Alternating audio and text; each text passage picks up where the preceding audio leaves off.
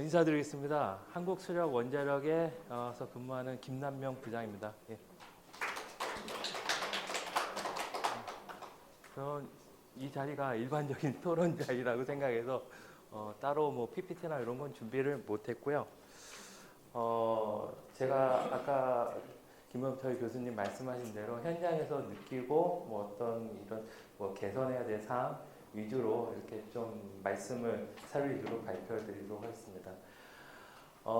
사실 홍민 교수님 발표하셨듯이 알루미나 수처리제를 활용하면 상당히 효과가 있고 실질적으로 빗점 오염 저감을 실질적으로 원인부터 처리하는 것보다는 훨씬 효과가 많이 있거든요. 아무래도 빗점 오염 저감 사고 하는 데는 상당히 기간이 필요하고 실질적으로도 효과가 크지 않는 것으로 저는 알고 있고요. 어쨌든 그거는 장기적인 측면에서 환경부나 지자체에서 해야 되는 상황이고 실질적으로 조류나 또 그다음에 인이나 지수에 의한 불영향가 발생하면 당장 처리해야 되고 이런 경우가 상당히 많이 현장에서 발생합니다. 그렇다 보니까 아까 말씀하신 알럼이라든지 조류 제거 물질을 활용해서 바로 하는 것이 가장 효과적이긴 한데 실질적으로 현장에서 사용하기 어려운 게 일단 주민들의 정서가 뭐 일반 호수나 하천에 뭐 살포한다라는 것에 대해서 상당히 부담감을 많이 갖고 있는 게 사실입니다. 일반 자연 상태에다 뭔가 물에다 뭘 뿌린다 이거에 대한 거부감이 상당히 많고요. 실제로 환경부나 그 다음에 지자체에 계신 분들, 공무원들도 부담을 많이 갖는 게 사실이에요. 그래서 실제로 하기 어렵더라고요. 그래서 또한 법도 마찬가지입니다. 물에 뭔가를 살포한다, 뭐 뿌린다라는 게 제도적으로 돼 있는 거는 제가 알기로는 조류 제거 물질 지침서 그거 말고는 사실 없습니다. 아까 그 정수장에서 하는 거는 별도로 수처리제라고 등록돼 있어가지고 하긴 하지만은 실제로 자연 상태의 호수나 물에 뭐 뿌린다는 건 조류 제거 지침 요거밖에 없거든요. 조류 제거 물질 등록 및 지침. 실제로 저희가 사는 사례를 말씀드리면은 저희가 이제 한수원의 도암댐이라는 좀 애물단지 댐을 하나 갖고 있어요. 강원도 평창에 있는 댐인데 거기서 도암댐을 수원으로 해가지고 발전을 해서 강릉 쪽으로 발전해야 되는데 실제로 수질 문제 때문에 한 25년간 발전을 못하고 있는 상태입니다. 그래서 19년에 한 6년 됐죠. 6년 전에 수질 개선 물질을 활용해서 수질 개선을 한번 해보겠다라고 지자체와 그다음 정부와 협력해서 추진을 하려고 했는데 그 당시에도 뭔가 이런 걸 뿌리는 거가 되느냐, 과연 되느냐, 어렵지 않느냐. 그래서 그럼 그 당시 원주지방환경청에서 그 관할을 했었어요. 원주지방환경청 상생협의회에서 통해서 그러면 뭔가 제도적인 범위로 들어와서 시행을 했으면 좋겠다. 그러면 그거를 조류제거 물질로 등록했으면 좋겠다. 해가지고 조류제거 물질로 등록하는데도 상당히 오랜 기간이 그때 걸렸습니다. 한 6개월 이상, 7개월, 거의 1년 가까이 걸린 것 같은데 조류 물질도 등록을 했어요. 결국 등록해가지고 이제 살포 단계 가서 시행 단계로 갔는데 또 제동이 걸린 겁니다. 이거 조류가 아니고 물을 깨끗하게 하려고 하는데 왜 조류 제거 물질을 살포하느냐 주민들은 오히려 역으로 그렇게 또 말씀하신 거예요. 그래서 결국 주민들 반대와 뭐 이런 거에 통해 가지고 결국 못하게 됐거든요. 그 이후에 또 여러 가지 저희가 시범 사업을 많이 했습니다. 농어촌공사와 함께 뭐 행성에는 반곡저수지, 그 다음에 또 다른 저수지, 아까 그림도 나왔는데 강릉의 장현저수지, 그 다음에 주권저수지 많이 했고요. 20년인가 21년인가 그 춘천에 의암호라고 아주 유명한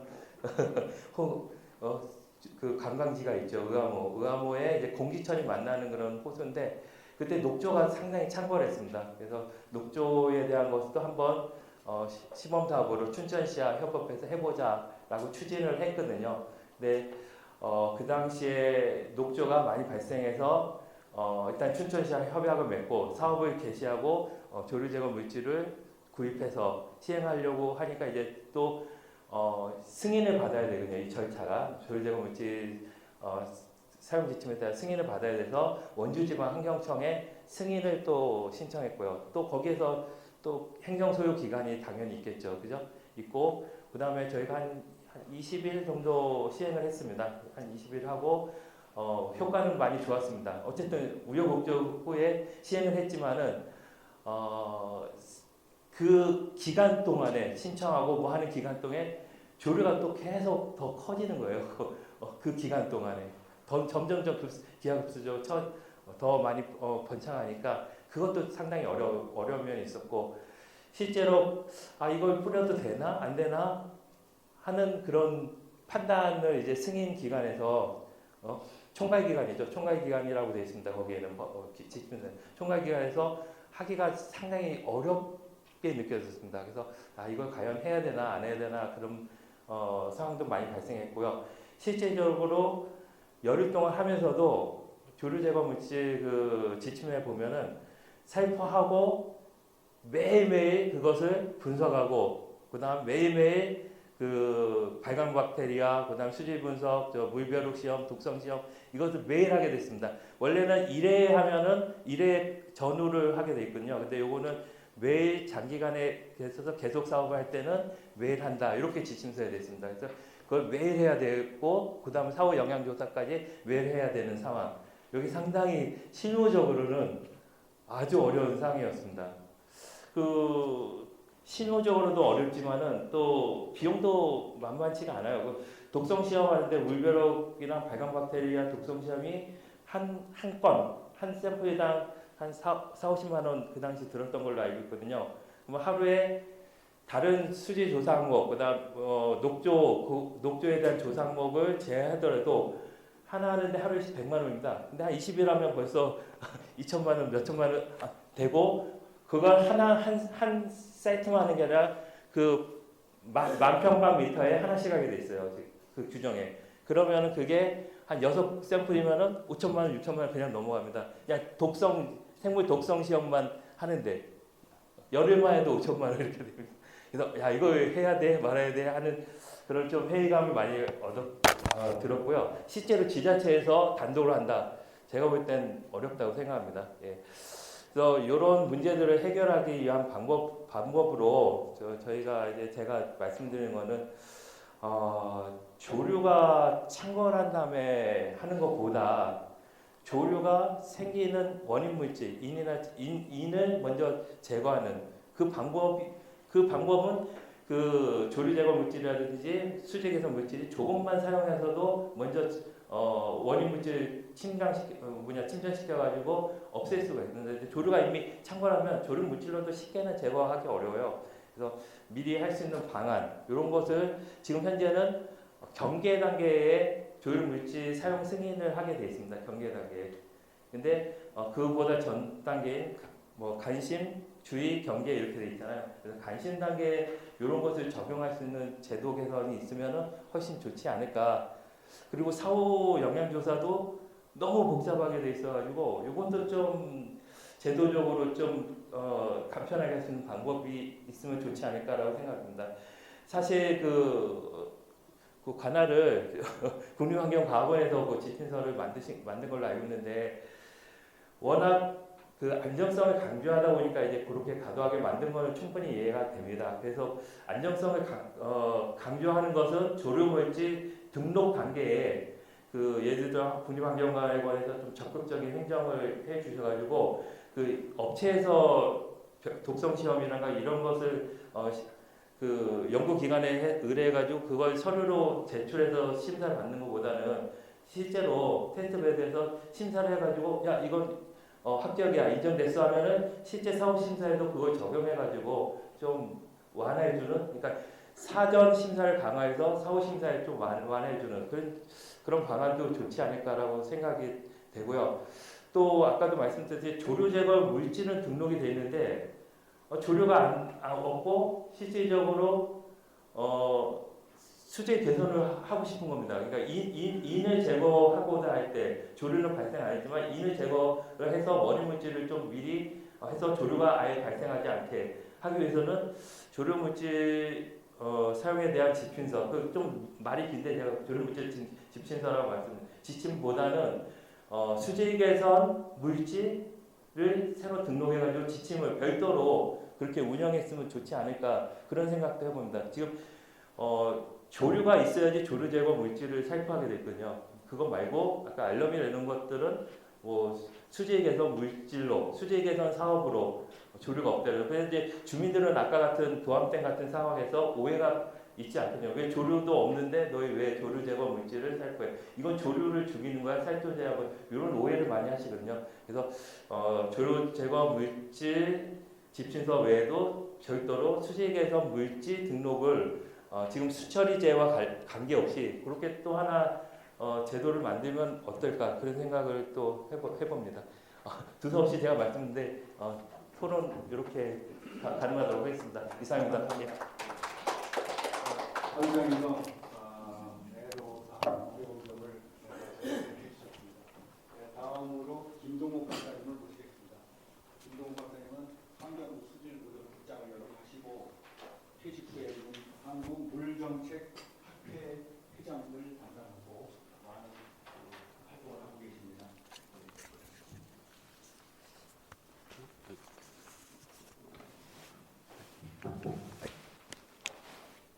네, 김동욱입니다.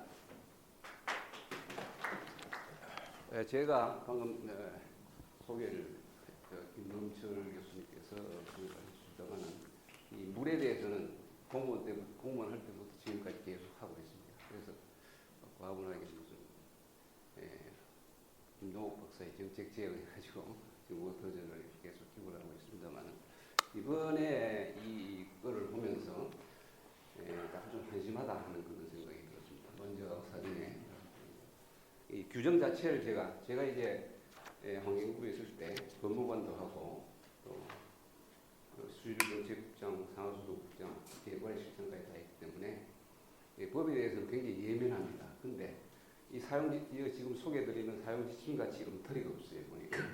그래서 지금 다른 뭐 이렇게 교수님들은 알럼 자체, 녹조유에 대한 그런 전문적인 능력을 잘 설명을 해주셨다고 생각합니다.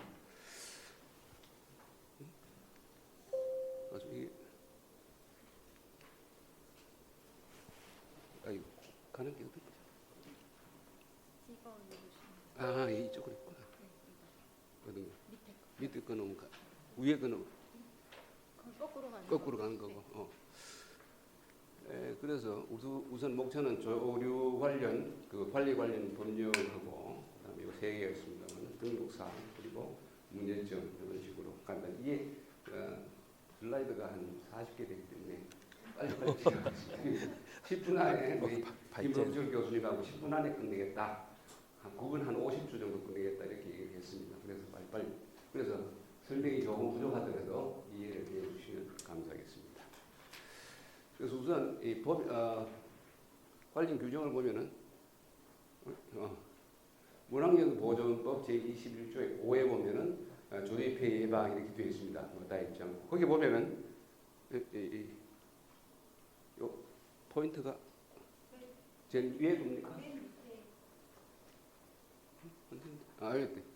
이제 여기가 핵심은 공공수역 관리자, 그리고 수면 관리자 이렇게 되어 있습니다. 그리고 공공수역 관리자는 지자체장이고 수면 관리자는 한국수영공사나 농어촌공사 이런 기관들입니다. 그래서 이 공공수역 관리자의 수면 관리자가 사실 포함이 됩니다. 설명을 위해서 따로 그렇게 하죠. 그다음에 이제 보존법 시행령에 보면은 이제 그걸 받아서 뭐 제것에서 어떻게 명할 수 있다 이런 식으로 되어 있습니다. 그리고 지금부터가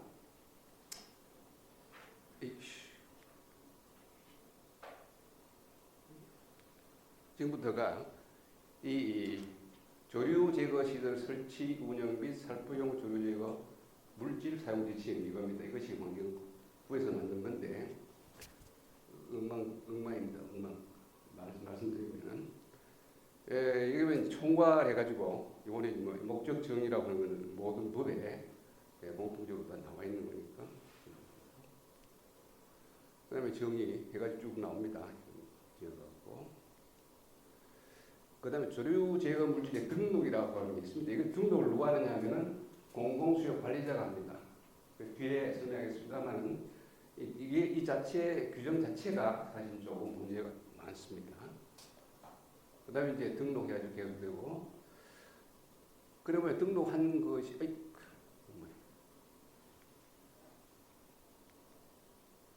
이건 이제 그 별지 이용 서식입니다. 이건 뭐 그냥 그 소개용으로 이렇게 그다음 이런 식으로 좀 나와 있고 사용 지침이 좀 나와 있고 그다음에 이제 이것이 2013년에 규정에 있던 조류 제거 효율 및 생태 독성 평가 방법입니다. 아주 간단하게 되어 있습니다. 이것이 다시 개정이 되어가지고 그다음에 이제 그 심의위원회라고 했습니다. 그러니까 생태 독성하고 그다음에는 그 제거 효율 이거를 심사하는 전문가분들이죠. 그 사람들이 이제 심사위원회를 구성해서 심사를 하게 되어 있습니다. 그뭐 심사위원회 이 운영에 관한 거고 그다음에 이 조류 제거 물질 사용 명령이라고 이게 총괄기관 그러니까 홍익우 장관이죠. 총괄기관이 명령을 하게 되어 있어요. 그래 명령을 하고 난 뒤에 무슨 그 조류 제거 물질을 사용하겠다 이렇게 하면은 그 사용 승인 신청을 하고 그다음 신청을 하고 그다음에 또 신청을 하면 사용 승인하고 이렇게 세 가지가 되어 있고 제일 뒤에가 14조에 가면은 문제가 있을 때는 사용 승인을 취소한다 이렇게 되어 있습니다. 그래서 사용 그 승인 신청하고 취소하는 것이 4개 조건입니다. 근데 조류관리 관련해 가지고 이 사용 지침에 총 조문이 17개입니다. 17개 중에 앞에 거 빼고 그다음에 조류관리 시설 요 부분 시설의 설치 운영 지금 핵심은 이거니까 이거 종은 8개 종밖에 없어요. 8개 종. 그 중에서 사용 명령이 4개고 위원회가 2개고 등록이 하나입니다. 그러니까 규정 자체에 내용이 없어요.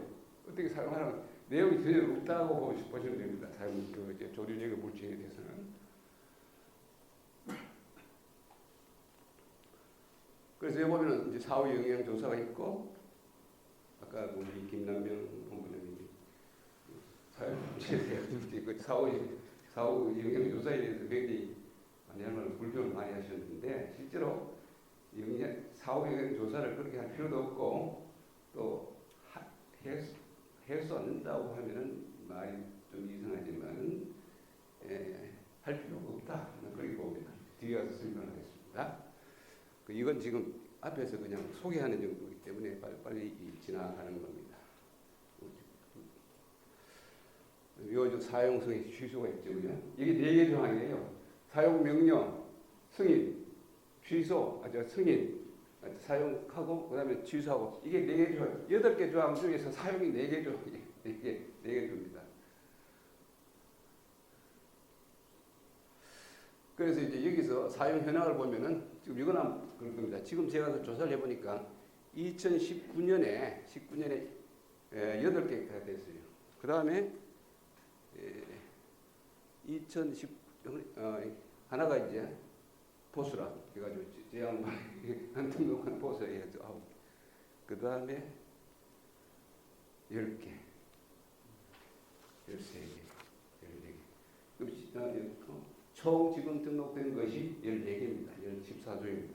그래서 이 7개가 비슷하고 성상이 비슷하고 성분이 비슷하고 이것이 또 자연 정화 처리제로 비슷합니다. 그래서 이걸 제가 이제 그 조사해 보니까 4개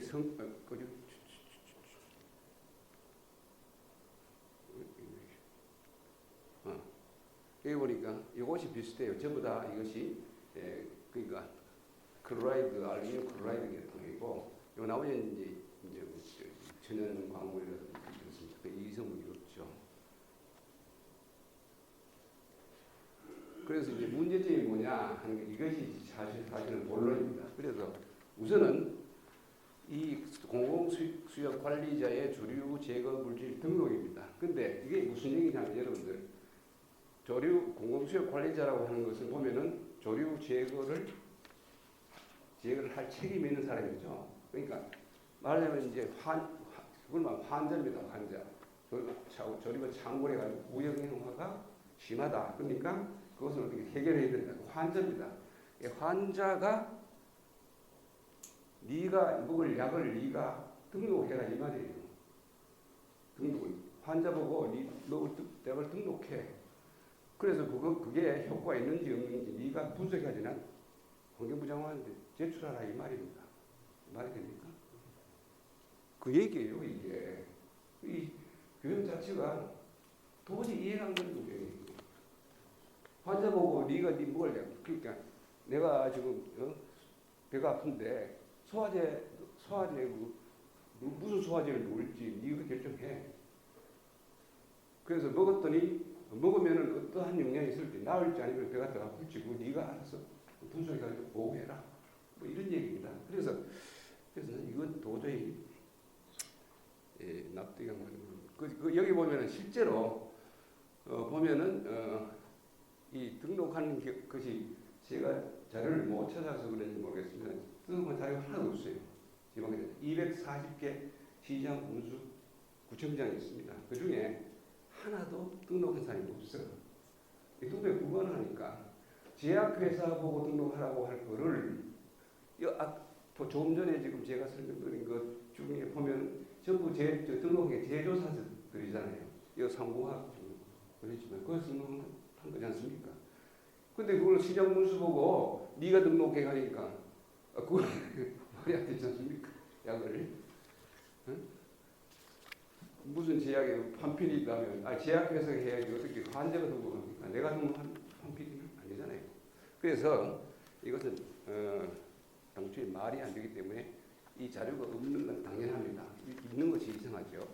그래서 우선 이 한국수자공사나 농어촌공사를 보면 이런 그 협력업체에 부탁해가지고 이제 조직을 하고 그렇게 나타납니다. 자료가.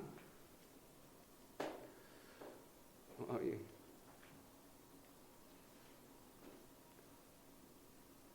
등록이죠.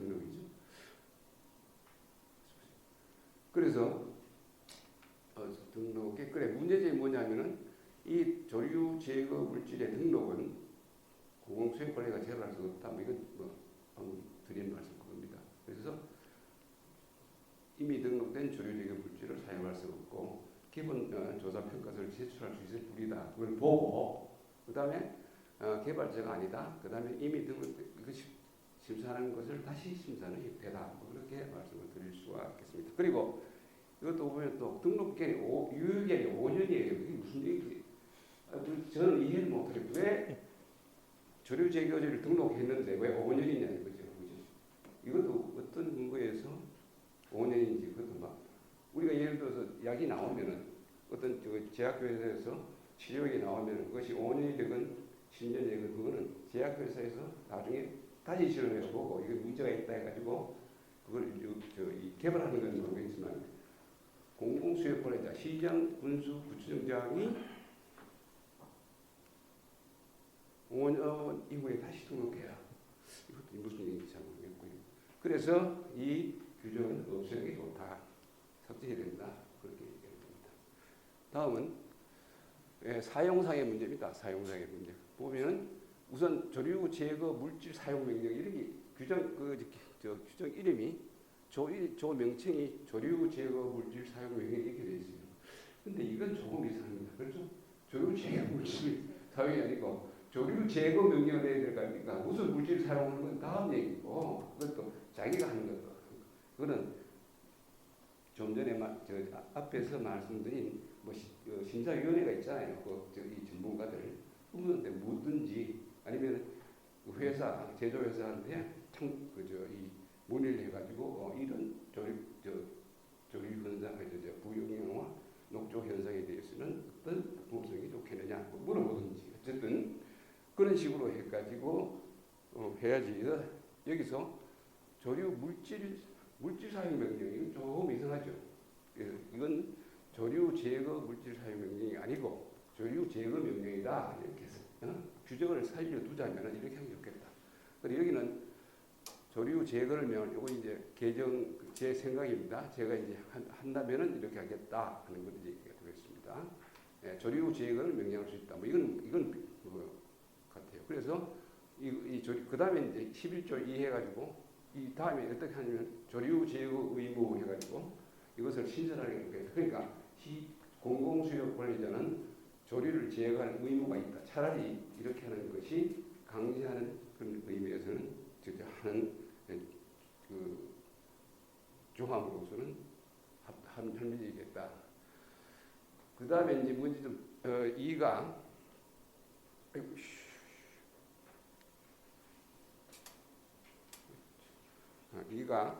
이 사용승의 신청인데 이것을 갖다가 사용승의 신청을 이제 조류 제거 물질의 사용 이렇게 해가지고 명칭을 그래서 사용하려는 경우에는 국립환경과학원에 등록된 조류 제거 물질을 사용해라. 그렇겠죠. 근데 지금 왜 이런 얘기가 나오느냐 하면은 지금 무슨 물질을 사용해라 하는 것도 없고 사용해서 안 된다고 하는 것도 없어요. 그러니까 지금은 어떤 물질을 사용해도 법적으로 뭐 이건 법은 아니지만 법적으로 저촉되는 게 없습니다. 처벌 규정이 없어요. 무엇을 사용해도 왜 규정이 없어 규정에. 그러니까 이 규정을 이게 사용 지침이기 때문에 뭐 벌칙을 둘 수가 없기도 하겠지만은 이 규정 가지고는 처벌이 안 됩니다. 그래서 그 물질을 사용해야 한다. 이건 강제 규정이죠. 그러니까 등록된 것 이외 앞에 있는 14개 의외의 조류 제거 물질 뭐 효과가 있는 물질이라도 사용해서는 안 된다 이 말입니다. 그래서 그런 취지에서 규정을 이렇게 하는 게 합리적이지 않겠느냐. 그리고 사실은 이 사용기관이라고 하는 것이 지방자치단체 그 시장군수구청장인데 이 양반들이 모르잖아요. 정책이 모르니까 그것을 어떤 조류 제거 물질을 사용해야 될지는 물어서 해라 전문가한테. 그래서 사실 이분들이 의사예요. 우리가 진짜 의사한테 물어서 처방을 받으라 이 말입니다. 그래서 그 얘기고. 그래서 여기서 이 13조는 폐지하는 게 맞다. 그다음에 이제 사후 영향 조사입니다. 우리 말씀 앞에서 하셨습니다만은 이 사후 영향 조사는 전문 업체 협조가 필수적인데 조사는 사후 영향 조사해가지고 요건 뭐 비슷한데 사후 영향 조사 보고서를 총괄 그러니까 환경부 장관이죠 해야 된다 하고 요거는 뭐 그대로 두고 그리고 요거 이제 신설을 해서 이 다음에 한 게 항을 신설해요. 사용량은 제1항의 사후 영향조사 보고서 작성을 위해 생태 독성 수질 및 뭐 이게 이런 게 있습니다. 을 전문업체에 의뢰할 수 있다. 그렇게 하셔야죠. 시장부 구청장이 할 수가 없으니까. 그래서 의뢰할 수 있다. 그리고 그 다음에 6항에 이건 제가 신설한 건데 사업 영향조사 결과는 향후 동일 장소 또는 유사 장소의 조류 발생 시 유용한 자료로 활용하기 위하여 체계적으로 정리하여 관리해야 된다. 이런 식의. 그러니까 이게 뭐냐면은 제 생각은 그렇습니다. 어떤 장소에 조류가 발생했을 때 우선 조류가 어떤 종류의 조류고 그 강도가 심한 정도가 어느 정도 되는지 다 이렇게 해가지고 약을 써야 될까? 의사가 환자한테 약을 쓸 때 진찰을 하잖아요. 그러니까 먼저 현장 상태를 진단을 하고 난 뒤에 거기에 맞는 조류 제거 물질로서 앞에 있는 14개 다시 말하면은 등록된 것은 의사가 권고할 거란 말이야. 이 조류 제거를 써라. 이 약을 써라. 이렇게 될 거 아닙니까? 그 얘기입니다. 뭐 이거 워딩은 보실 수 있겠습니다만 그래서 이겁니다. 예를 들어서 농어촌 공사에서 저수지에 아마 그 미등록 무슨 말씀 모양이에요. 이렇게 써가지고 그 기사를 내가 한번 이렇게 줄여봤습니다. 그리고 그 황산알 오늘 주제가 이제 황산알고 민물인데 이것이 앞에서 말씀하신 것과 같이 이것이 이제 그 수처리제로 그러니까 정부청에서는 뭐 보편적으로 이렇게 많이 쓰는데 녹조에도 써도 효과가 좋다 뭐 그런 식으로 되어 있습니다. 그래서 이 문제는 제 생각에는 그 국립환경과학원에 이 녹조 그러니까 알럼의 그 녹조 제거 물질로서의 등록을 한번 시도를 해보시는 게 뭔가 그렇게 싶습니다. 네, 이걸로 제 설명을 마치겠습니다. 감사합니다. 네, 감사합니다.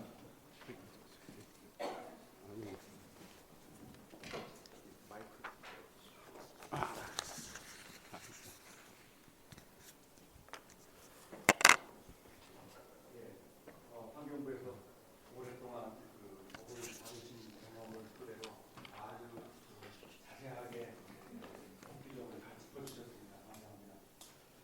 다음은 한국농어촌공사 농어촌연구원의 기후환경부 이복자 부장님께서 경험을 토대로 조제로 수첩기에 기사에 대해서 말씀해 주시겠습니다. 현장에서 얼마나 어떤 어려움이 있는지 애로사항을 말씀을 부탁드리겠습니다. 예, 안녕하세요. 저 한국농어촌공사 농어촌연구원의 기후변화 적응 연구부장 이복자라고 합니다. 예, 안녕하세요. 저희 부 이름이 기후변화 적응 연구입니다. 그래서 그 기후변화에 대해서 이제 대응 방안이 있고 적응 방안이 있다는 것은 다 아실 거로 생각이 듭니다. 그래서 대응이라고 하면 이제 지금 현재 기후변화에 대응해서 이 이산화탄소, 온실가스를 감축한다거나 이제 중장기적인 방안이라고 한다면 적응 방안은 이제 지금 상황에 적용할 수 있는 기술을 찾는 거라고 볼 수가 있거든요. 그래서 저희가 이제 녹조 관련해서 말씀을 드리자면 녹조 제어도 이제 대응 방안이 있고 적용 기술을 찾는 방안이 있다고 생각을 합니다. 저희 공사에서 이제 녹조 관련해서 처음에 이제 여러 가지 일을 적용했을 때 첫 번째 나오는 얘기가 그거잖아요. 녹조가 제어 대상이야? 라는 것고요. 두 번째는 녹조가 제어가 되나? 이 두 가지 질문이었습니다. 그럼 저희 농업용 저수지, 저희 공사가 관리하는 3,400개 여개소의 농업용 저수지에서 녹조를 제어할 필요가 있느냐? 그리고 그 다음에는 녹조를 어떻게 제어할 것이냐? 이 두 가지 문제가 있습니다. 녹조를 이제 제어하는 거에 있어서 일단 그 농업용수 수질 기준에는 크로피 기준이 있긴 하지만 호소 수질 기준이 이제 TOC하고 TP이다 보니까 주 대상이 될 수는 없었습니다. 하지만 이 총인이 결국에는 녹조를 발생시키는 원인 물질이 되기 때문에 총인의 저감은 분명히 필요한 문제이고, 그다음에 녹조가 대발생했을 때는 그 대발생에 대한 어떤 민원이라든지 이런 문제가 생기기 때문에 적용 방안을 찾아야 하는 상황이었습니다. 그래서 조류 제거 물질 사용 지침이 나오기 전에는 저희가 이제 응집제로서 다양한 그 응집 처리 물질을 많이 사용을 했었어요. 그러니까 호소에 들어오기 전인 유입천에서 오염을 저감하기 위한 유입 그 물질을 TP를 저감하기 위해서 응집제 처리를 많이 사용을 했었고, 그 다음에 대발생한 호소 내에 녹조를 제어하기 위해서 살조제를 쓴다거나 조류 제거 물질을 사용을 했었습니다. 현장에서 저희가 이제 녹조를 제어하기 위해서 대부분의 제어를 하는 이유는 민원입니다. 근데 민원의 발생이 녹조가 보기 싫다도 있지만 악취가 발생한다 이런 것도 있고, 그다음 그게 아니고 그냥 다양한 물질이 있어서 그 제거를 해야 되는 경우도 있습니다. 그런데 호소 내에 수처리 물질을 적용할 수 있는 게 현재 방침으로는 조류 제거 물질 사용밖에 없다 보니까 저희가 이제 그걸 사용할 수밖에 없는 그런 상황이어서 지금 저희 입장에서는 아까 미승인 물질을 사용하셨다, 사용했다라고 얘기하시지만 미승인 물질을 쓴 게 아니고 유입 하천이라든지 하천에서 유입을 저감하기 위해서는 응집제를 쓰거든요. 그리고 발생하는데 이미 녹조가 발생한 경우에는 이제 살조제를 처리한다거나 저희가 처리할 때 가장 낮은 농도, 그러니까 저수지 자체가 저희가 보통 뭐 50만 톤, 100만 톤, 500만 톤 이 정도 되다 보니까 그 정도의 이제 워낙 많은 양을 뿌려야 되니까 가장 저농도로 뿌릴 수 있는 물질을 주로 사용을 하게 되는 겁니다. 그래서 지금 여기 자료에도 보여드리면 주로 사용하는 물질이 두 가지인데 응집제하고 살조제를 많이 사용을 했는데 살조제가 처리 농도가 가장 낮습니다. 0.5ppm이라든지 아주 낮은 농도로 처리했을 때 효과가 있기 때문에 살조제를 처리하는 문제가 있었고요. 응집제 같은 경우에는 처리를 하게 되면 워낙 많은 양의 살포를 해야 되다 보니까 현실적으로 많은 어려움이 있습니다. 그래서 그거를 뭐 한 500만 톤 규모의 저수지에 그걸 살포한다고 했을 때 비용적인 문제도 있고 살포 인력의 문제도 있고 안전의 문제도 있다 보니까 이 살포, 그러니까 그 제품의 구입과 살포가 이제 효과적으로 진행될 수 있는 업체 중심으로 진행이 됐고 대부분의 그런 업체들은 저희가 이제 오염사고 대응 업체, 협력 업체로 지정된 경우가 많습니다. 그리고 지금 현재는 저희가 녹조 대응 방안으로서는 유입 하천에서 들어오는 총인을 줄이기 위한 그 수질 개선 시설들을 많이 설치를 하고 있습니다. 그래서 그 호소 내의 인 자체를 저감하는 수질 개선 사업을 계속 진행을 하고 있고, 그 다음에 배 발생한 녹조를 제어하기 위해서는 이제 저런 그 조류 제거 물질을 이용을 해서 제어를 하고 있는데 정확하게 그 농업용 저수지 안에서 조류를 제거해야 되고 언제 제거해야 된다 이런 기준은 사실 없습니다.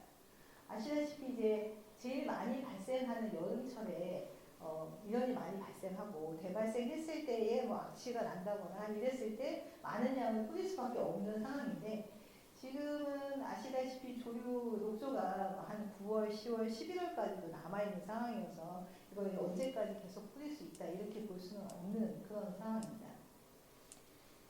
다음 페이지 어떻게 넘어갈까요?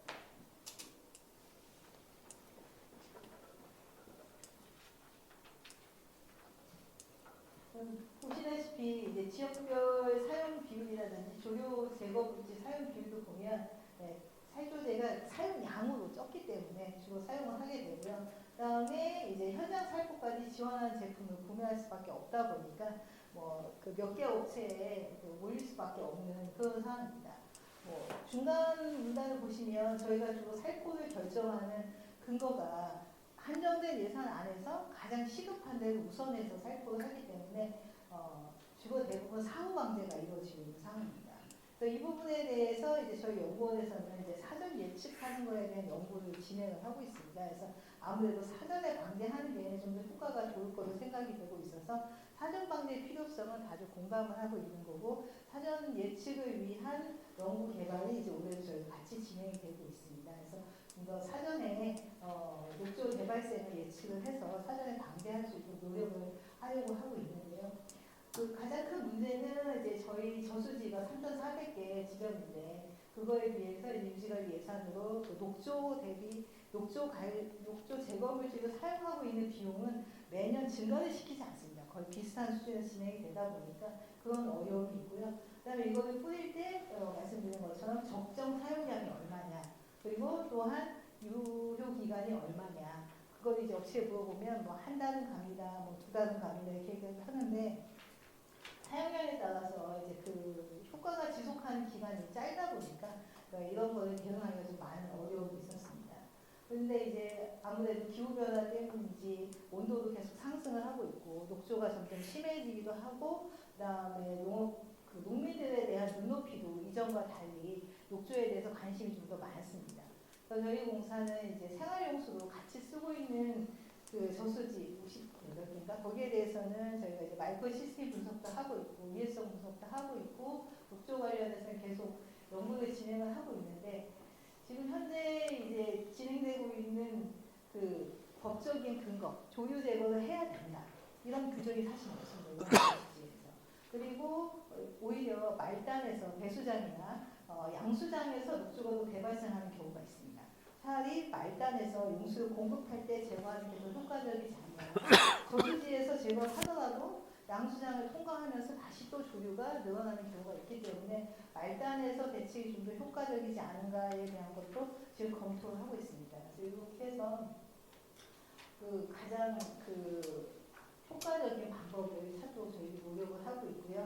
그다음에 녹조에 가는 그 많은 관심이 저희에게도 큰 도움이 될 것 같습니다. 네, 이상입니다. 감사합니다.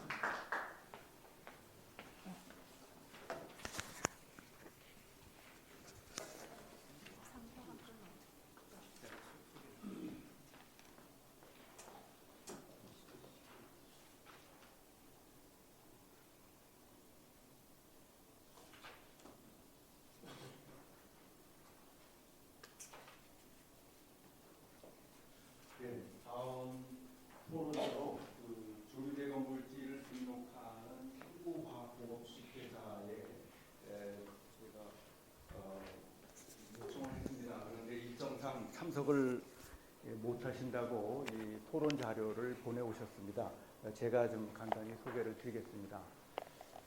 첫 번째로 현행 지침 적용에 대한 문제의식에서 여기 어떤 얘기가 나오냐면 조류를 직접 제거하는 물질과 수질 개선을 위해서 사용하는 수처리용 음식제가 동일한 절차로 관리되고 있어서 현장 적용에 차이가 나타나고 있다. 이건 뭐냐면은 조류를 제거하는 물질은 이제 살조제를 말합니다. 조류를 세포를 죽이는 거죠. 조류가 많이 번성했을 때 그거를 죽이는 물질로 여러 가지 뭐 과거에는 이제 황산 구리 같은 거 많이 썼죠. 그 다음에 뭐 과탄산 쓰기도 하고 여러 가지 살조 그 기구를 쓰기도 하고 그런 케미칼을 약간은 그 생물을 죽이는 그 케미칼이죠. 이거하고 수질 개선을 위해 사용하는 수처리용 음식제 이건 뭐냐면 기존의 정수장에서 유해하지 않고 수질을 개선하는 수처리제로 등록이 된 것이 있습니다. 수처리제라고 이름을 붙여서 등록을 한 것이 있죠. 그거를 구분하자 같이 보면 안 된다 이런 뜻입니다. 그래서 주장하신 거는 그러니까 조류를 직접 죽이는 게 아니고 부유물질 침강시켜가지고 수질 개선을 하고 인이라든가 수질이 개선되고 나면은 자연적으로 조류가 증식하지 않는다. 간접적으로 수질을 개선함으로써 조류를 줄이는 것이다. 그거를 동일한 절차로 적용한다는 것이 좀 적절하지 않다. 이런 의견을 주셨습니다. 타당성이 있는 것 같아요. 조류 제거 물질하고 수처리제하고. 근데 정수장에서 쓰는 수처리제라고 등록된 것을 호수에서 쓰면 안 되는지 되는지 저는 잘 모르겠습니다. 수처리제라고 등록을 했는데 이건 꼭 정수장에서만 쓰고 호수에서는 쓰면 안 된다는 규정이 있는 건지 저는 잘 모르겠는데 혹시 아시는 분 있으면 나중에 말씀을 해주시면 감사하겠습니다. 그 다음에 공공수역 관리자 승인 구조 이거는 김동욱 박사님께서도 말씀하셨는데 공공수역 관리자가 어떻게 승인 절차를 해야 되느냐 하느냐 이건 제조사에서 해야 되는 거 아니냐 이런 뜻입니다. 그래서 물질 자체의 안전성까지 이걸 그 수역 관리자가 한다면은 그 지자체 예를 들어 지자체가 많이 관리하고 있고 농어촌공사, 수자원공사, 뭐 한수원 여러 기관에서 저수지를 관리하고 있는데 그 기관마다 다 승인을 해야 된다. 이게 적절치 않고 좀 과다하다는 얘기시고요. 그 다음에 수처리제 관리, 아까 앞에 수처리제하고 조류제거 물질하고 같은 물질의 경우가 있는데 이 기준이 수처리제 기준과 안전성이 이미 등록을 다 관리했는데 여기에 대한 안전성이 등록이 됐는데 또 다시 한번 안전성을 판단을 요구한다.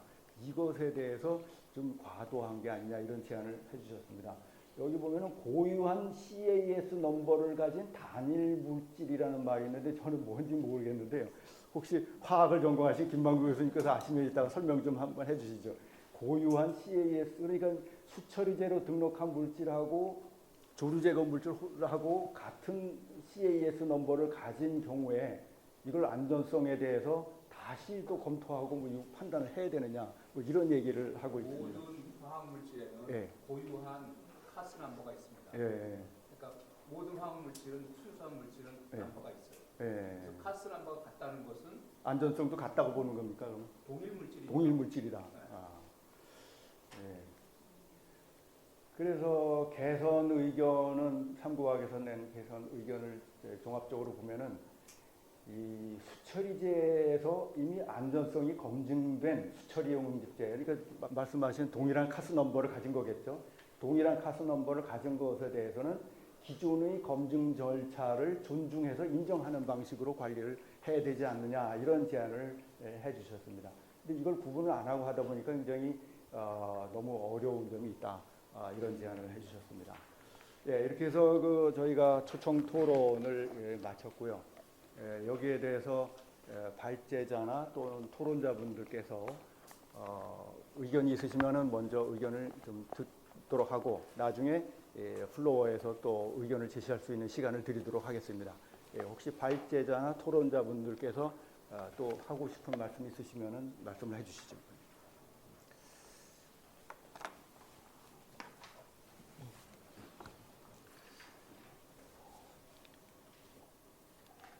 예, 제가 아까 그 토론 발표하면서 말씀드린 상황이 하나 다시 말씀드리면은 조류 제거 물질 등록 사용 지침서는 있는데 수질 개선 물질 사용 등록서가 없다고 말씀드렸잖아요. 그게 필요한 이유가 사실 수처리제랑은 또 다른 성격입니다. 이건 일반 호소와 하체 자연 상태 호소에 뿌리는 거랑, 수처리제는 인공적인 정수장에서 사용하는 거죠.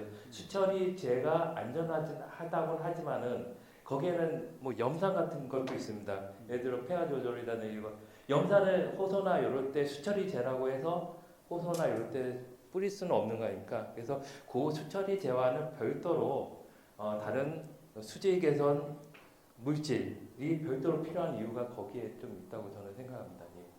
예, 그러니까 수처리제, 지금 조류 제거 물질 이렇게 두 가지로 되어 있는데 수질 개선 물질이라고 하는 것을 별도로 하나 신설하자, 관리하자, 예. 이렇게 사실 생각이죠. 아까 수처리제가 모두 안전한 건 아니거든요. 알럼도 있지만은 뭐 염산, 뭐 다른 그 보조 물질들이 상당히 많이 있습니다.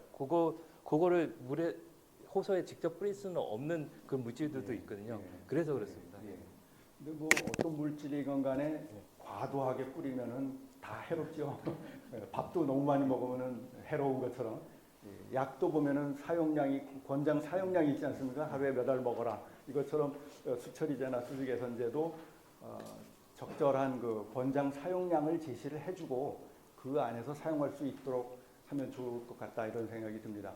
예, 혹시 또 다른 의견 있으시면 말씀해 주시죠. 예, 그러면은 발제자와 토론자는 의견이 더 없으신 걸로 알고 뒤에 예, 소개. 수자공사에 왔는데요. 예. 다른 것들 생태성이나 이런 것들은 잘 봤는데 정수장에서 이때 정수를 처리를 해서 그 알루미늄이나 이런 것들이 어느 정도 유해하지 않게 다 정수 처리가 되지 않습니까? 근데 이제 호소나 이런 데에서 생물들이 살다 보니까 그 생물들의 농축이 되지, 생물 농축을 고려해야 된다고 저는 생각이 드는데요. 그쪽에 대한 이런 연구 결과는 없는지, 혹시 만약에 물고기가 이렇게 있는데요, 호소 안에 그게 알루미늄이 계속 쌓여서 최종으로 섭취하는 거는 저희가 먹어야 되는데, 그런 식품에 보면 어류에 대한 그 중금속 실험법은 있을 테고요. 근데 그게 이제 어느 정도 미국이나 이런 데서 연구 결과가 있었는지 저는 좀 궁금해서. 예, 제가 알기로는 알루미늄은 유해 물질이 아니기 때문에 기준이 없습니다. 농축이라든가 유해성이라든가 이런 기준이 없고요. 아까 홍우미 교수님 발표하신 내용 중에 이제 그 만성 독성하고도 있는데, 홍 교수님 말씀을 해주시겠습니까?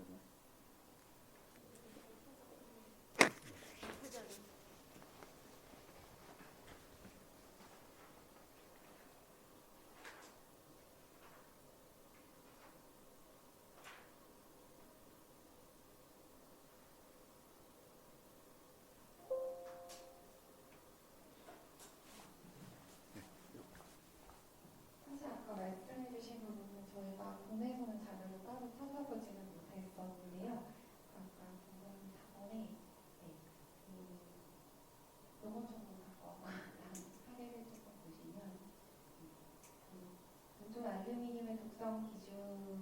불성과 완성의 EPA 87년도 요 기준은 위에 건. 있지만 네, 그 기준에서 사실 좀 더 적합한 거는 요거를 판단이 네. 그래서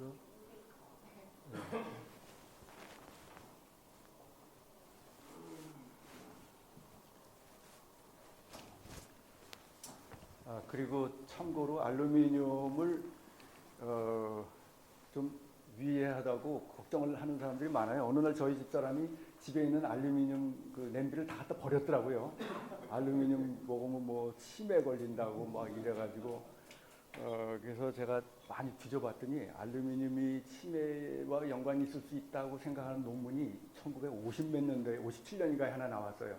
그 후로 수많은 연구들이 그걸 한 번도 컨펌한 적이 없습니다. 그래서 지금은 그거는 잘못된 연구인 것 같다고 이제 학계에서 인정을 하고 있는 것인데 어쨌든 그 오해로 인해서 이제 그걸 다 갖다 버리고 그러길래 제가 그랬어요. 그 사람 우리 집 사람이 겔포스를 가끔 먹거든요. 위장이 안 좋아가지고 겔포스가 알루미늄인데 알루미늄을 그렇게 뭉텅이로 먹으면서 냄비가 얼마나 나온다 그걸 다 갖다 버리느냐 이제 제가 그런 얘기를 했었습니다. 예. 예, 또 예. 예, 저는 그 녹색미래의 이사장을 맡고 있는 김만구라고 합니다. 그리고 강원대학교 환경학과의 명예교수였습니다. 저는 그 물 쪽에 그 지식이 있는 사람은 아니고요. 주로 분석 과학을 하고 대기 쪽에 일을 하기 때문에 혹시 질문 중에 그 무식하다는 얘기를 들으시고 그랬습니다. 홍은미 교수님한테 한번 여쭤보겠는데, 페이지에 호수의 인제거에 의한 조류 사전 예방이라는 그래서 PPT가 있을 텐데 위로 올라갑니다. 그거 저기서 보면은 10-2승 미리그램/per 큐빅미터가 돼야지 조류가 거의 뭐 안 나타나는 이 정도거든요. 그러면 10-2승 마이크로그램/리터 정도 되거든요. 그런데 그 자연호수 중에는 수십 마이크로그램/리터예요. 그러면 5,000분의 1 정도가 돼야 되고, 김범철 교수님이 자료가 있는 사진이 나와 있는 17페이지의 것을 보면은 농업용 저수지 감돈지에서 알론 실험 사례 보면은 10의 2승 미리그램/per 큐빅미터 정도의 크로르베리가 있어요. 그러면 그 앞에 거에 비하면은 가운데 정도 되는 거거든요. 그런데 그 저거 위에 그 슬라이드를 보면은 석촌호수에 그 알럼을 넣었을 때 크로로필레이가 총인이 50%가 감소한다고 했거든요. 그러면은 50% 감소해봤자 수십 마이크로그램/리터가 되고, 지금 넣는 황산 알루미늄 경우에는 물에 녹아가지고 알루미늄에 인산염이 되면은 KSP가 굉장히 낮기 때문에 용출이 안 되고 진짜 깔아앉잖아요.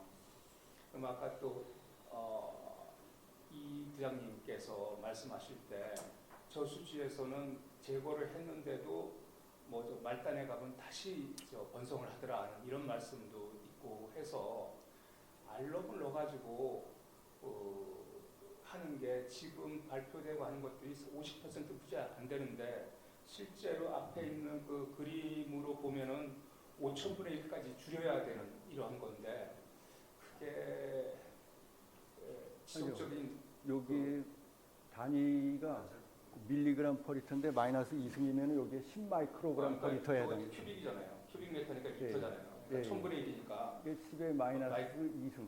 마이너스 2승. 예. 그 정도가 돼야 되니까. 예. 그러면 10의 마이너스 2승 마이크로그램/리터 정도가 되거든요. 예. 그런데 현재 그 자연호수 중에는 수십 마이크로그램/리터 정도의 수준이잖아요. 그러면 5,000분의 1이라고 해요. 거의 여기 챗GPT 찾아보니까 50 정도 된다고 그러더라고요. 여기 보통 호수가 이 수준입니다. 10의 마이너스 2승에서 1승 사이, 이 사이가 대부분이죠. 호수의 인농도가. 예. 그게 50 마이크로그램/리터니까. 예. 리터니까 저게 1,000이잖아요. 1,000 리터잖아요. 큐빅미터가. 예. 1,000이니까 1,000이 저쪽으로 가면은 마이크로그램이 되죠. 아, 요게 리터인데 잘못 나와 있는 거네요. 그래요? 예. 미터에 예, 리터인데 잘못 나와 있는 거. 예. 그렇다고 하면은 다시 조금 더 생각해봐야 되겠네요. 그래서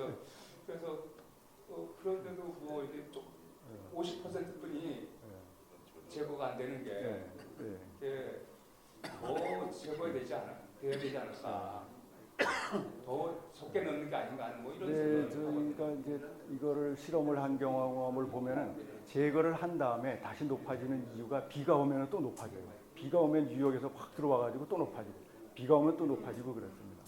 그래서 한 번 뿌리는 것으로는 부족한 경우들이 많고, 반복해서 비가 올 때 빗물에다 같이 그 흘러 들어오는 하천물에다가 같이 섞어 넣는 방법을 미국에서는 많이 쓰더라고요. 예, 그런 방법으로 계속해서 반복적으로 투입해라는 경우들이 있습니다. 그러면 저 그래프를 이해하는 게 네. 지금 부영양화가 10에서 20 마이크로그램 per 리터 정도를 가지고 예. 있다가 기준을 하잖아요. 그죠? 그러면 10 마이크로그램 per 리터 이하가 되면 클로로필레이가 번성하지 않는다. 조류가 생성되지 않는다. 한 요 정도 선이 되겠죠. 예. 그렇게 생각하면 되겠네요. 예. 알겠습니다. 잘 배웠습니다. 그래서 그 지금 말씀하신 대로 자꾸 인농도가 다시 높아지는 현상이, 우리나라는 이제 저수지가 체류 시간이 짧고 비가 오면은 다시 높아져요. 그래서 그 방법으로 미국의 플로리다에서 처음으로 쓴 방법이, 그 사람들이 영어로 이름을 뭐라고 붙였냐면 스트림 인젝션이라고 이름을 붙였어요. 스트림 인젝션이 뭐냐면 비 올 때마다 자꾸 흙탕물이 들어가니까 그 플로리다 그 호수에서 들어가는 하천에다가 펌프로 이제 집어넣은 거예요. 비 올 때마다. 그걸 스트림 인젝션이라고 이름을 붙였더라고요. 이게 제가 보기에는 우리나라에서 많이 쓴다면 그 방법이 제일 좋지 않을까 하는 생각이 들어요. 우리나라도 비만 오면 흙탕물이 들어가서 인이 또 올라가고 하니까 호수에 한번 뿌려봐야 비 오면 또 올라지니까 아예 유입수에다가 넣으면 혼합도 아주 쉽고, 그리고 플로리다의 그 스트림 인젝션 방법이 우리가 벤치마킹 할 만한 방법이 아닐까 이런 생각을 합니다.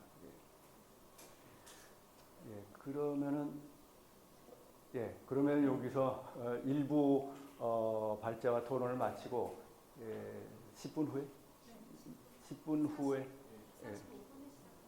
45분 후에 다시 2부 발제를 시작하도록 하겠습니다.